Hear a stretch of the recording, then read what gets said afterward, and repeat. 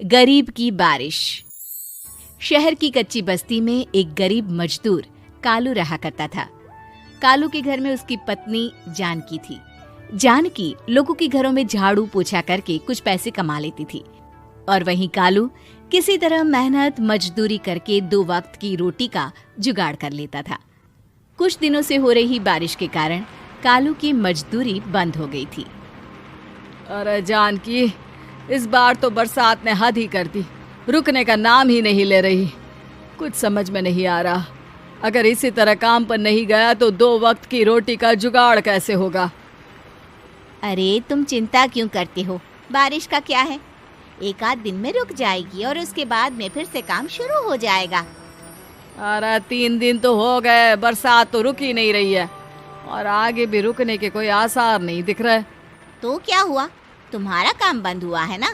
मैं तो अभी भी लोगों के घर झाड़ू पोछा करने जाती ही हूँ। मेरे पगार से कुछ दिन तो निकल ही जाएंगे।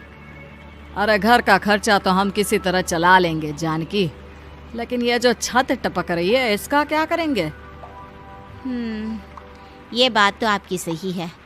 हमारी झोपड़ी अब काफी पुरानी हो चुकी है और इसके छप्पर में भी कई सारे छेद हो गए हैं। रात भर पानी टपकता रहता है।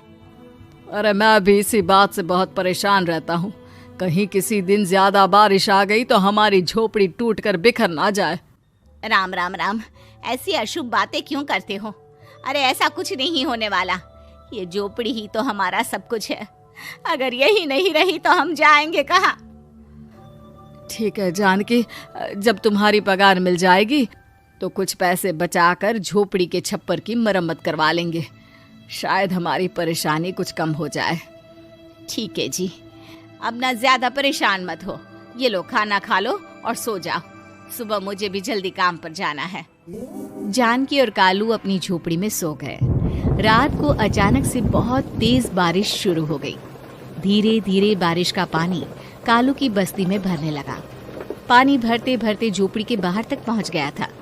सुबह के वक्त जब कालू और जानकी सोकर उठे, हे भगवान, ये क्या हो गया।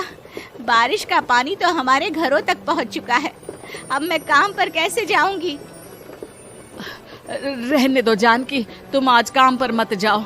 ऐसे पानी से निकल कर जाओगी और बीमार पड़ गई तो लेने के देने पड़ जाएंगे।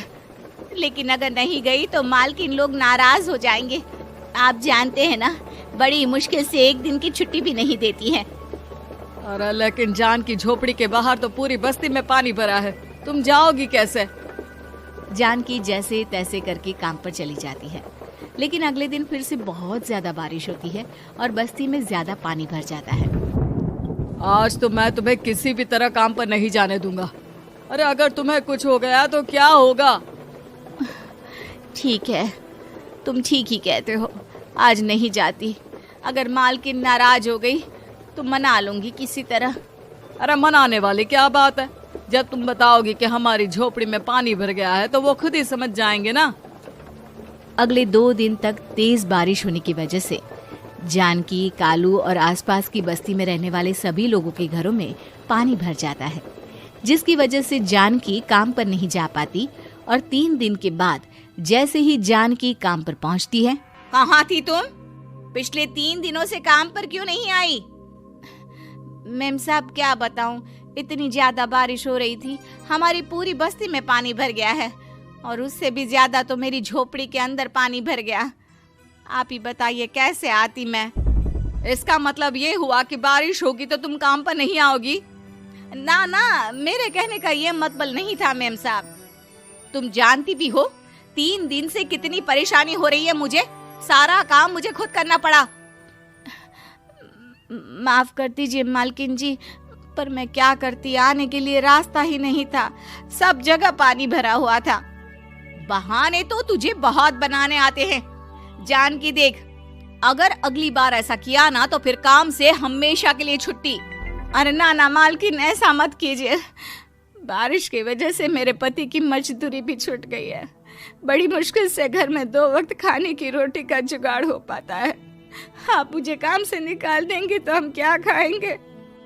अगर इतनी ही चिंता है तो फिर रोजाना काम पर आया करो। चलो अब जल्दी से जाकर घर का सारा काम करो। बारिश रुकने का नाम ही नहीं ले रही थी। पूरे शहर में बाढ़ जैसे हालात बन गए थे। लेकिन नौकरी जाने के डर से जानकी किसी तरह रोज काम पर जाती थी। एक दिन जब जानकी काम करके अपने घर लौट आई तो अचानक उसकी बस्ती में कुछ लोगों का शोर सुनाई दिया। अरे लगता है बाहर कुछ हुआ है, मैं जाकर देखता हूँ। हाँ हाँ, पता तो कीजिए, ये बस्ती में लोग इतना शोर क्यों कर रहे हैं।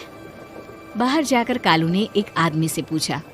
अरे क्या हुआ भाई, इतना शोर क्यों मचा रहा है?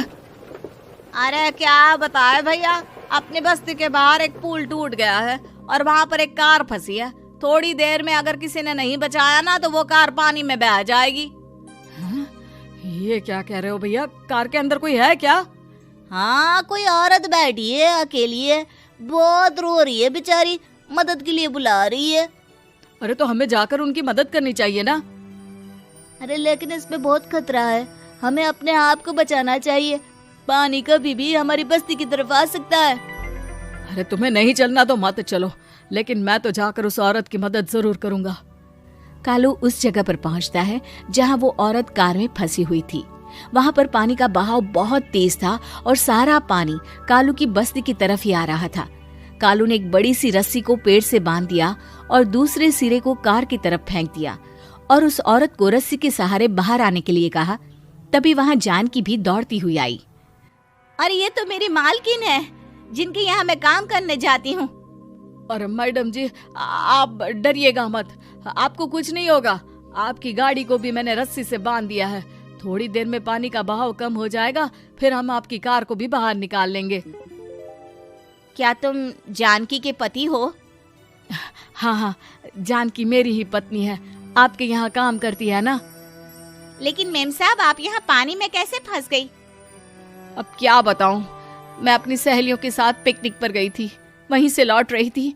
अचानक पानी का बहाव तेज हो गया और मेरी गाड़ी फंस गई।